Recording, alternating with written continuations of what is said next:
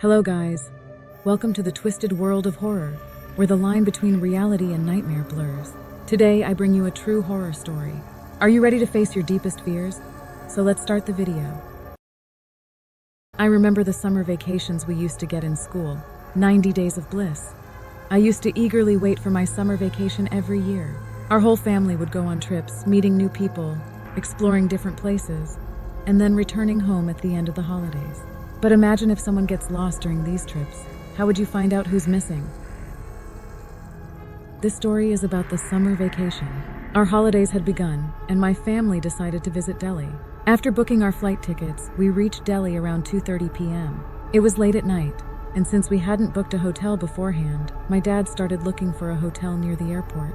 However, since it was summer vacation and many people were traveling, almost all hotels were already booked. My dad came back to us and explained the situation. Just then, we heard a voice from behind. My dad understood everything the man was saying, and he suggested that we stay in a lodge nearby, which was about 20 minutes away. Taking the address from this man, we reached the lodge in about half an hour. My dad booked 2 rooms, one for me and my sister, and the other for him and Mom. While everyone was settling in, 3 beds were already occupied, so I couldn't sleep. I kept tossing and turning in bed, and our bed was very close to the window. As soon as I moved towards the window and drew the curtain, I saw that our lodge was right next to a graveyard. Seeing the graveyard from the window scared me, so I quickly got back into bed, closed my eyes, and tried to sleep. I wasn't able to sleep yet, but I was trying when suddenly I heard someone crying.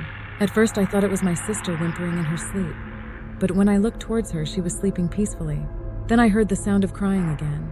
When I looked out of the window again, I couldn't believe my eyes. A young girl was standing near the graveyard. I couldn't see her clearly, but she seemed to be around 15 or 16 years old. I placed my hand on the window and tried to focus on her with great concentration.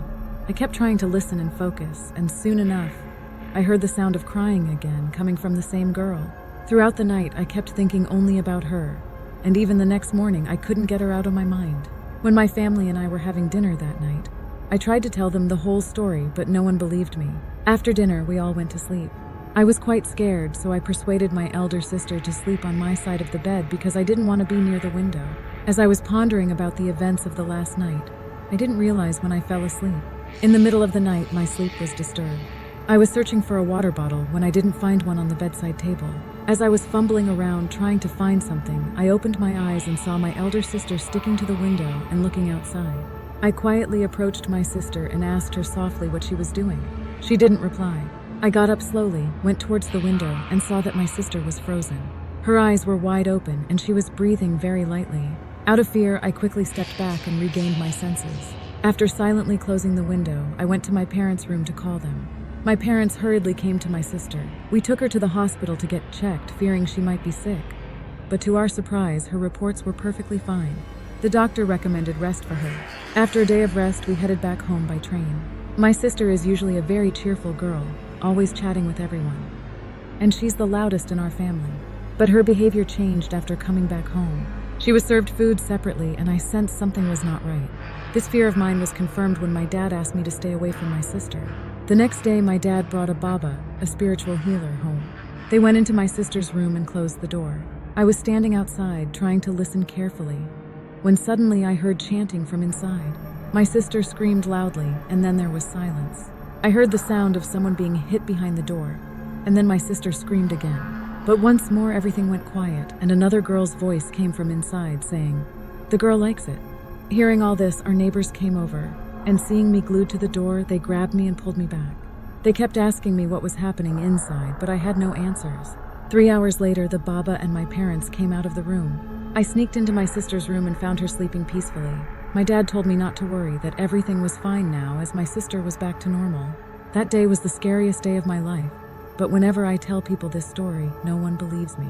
But I know, I can't get that day out of my head even today.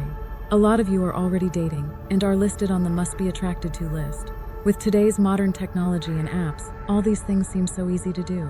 But have you ever wondered about the person you meet online? If you've only seen them on the internet, is that person really coming to meet you? Is it good that they want to spend time with you, or are they after something else? My name is Abha, and I'm a 27-year-old fashion designer currently living in Bangalore.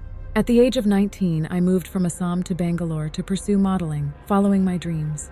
But somehow I ended up in the field of design, and now I'm here. Bangalore is quite a fast-paced place for me. And while some say Mumbai is bustling, coming from a quiet place like Assam, Bangalore's life seems hectic. Even now, while still in contact, I have a normal day job. My office is about 20 minutes away from my apartment, where I live with another friend who also works in the same office. Our shifts are different, and we are both so busy that honestly, our love life is quite dull. It's been almost 4 years since I've been in a relationship. So, last summer, my friend and I decided to download Tinder. Initially, I didn't find many matches appealing, but finally, after swiping left on many, I found 2 matches. When I met the first guy for a date, I didn't feel much of a connection because he was just too honest, and I don't like that kind of vibe at all. But the second guy, wow, we instantly clicked. He also liked listening to old band songs like me, and we both enjoyed cooking. We went to a cafe for our date around 4 p.m., and before we knew it, it was already 11 p.m. He dropped me off at my apartment and then took my contact number.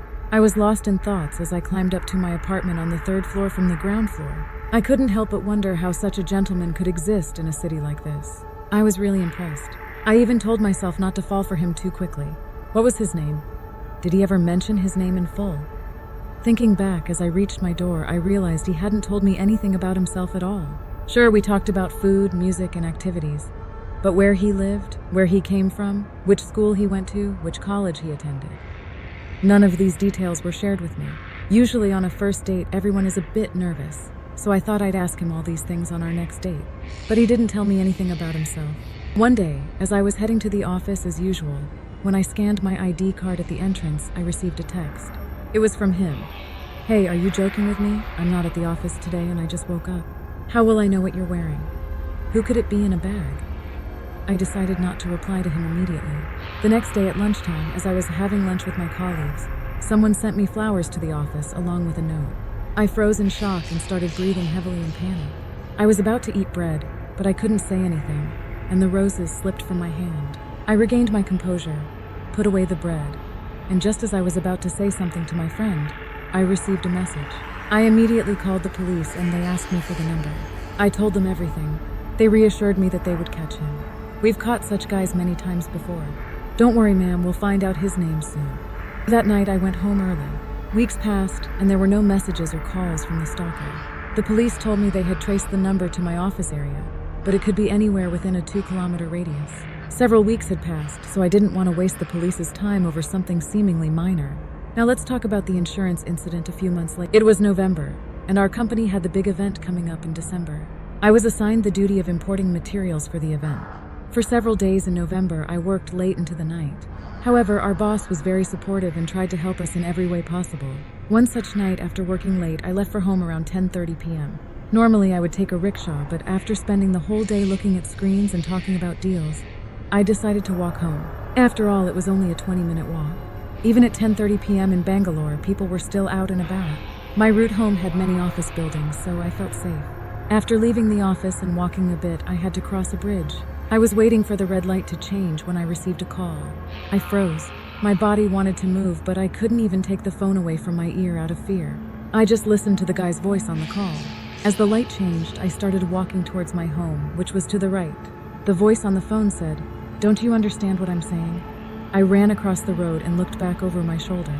I looked around, but I didn't see anyone watching me. The guy on the phone was yelling at me, telling me to go here, go there, do this, do that.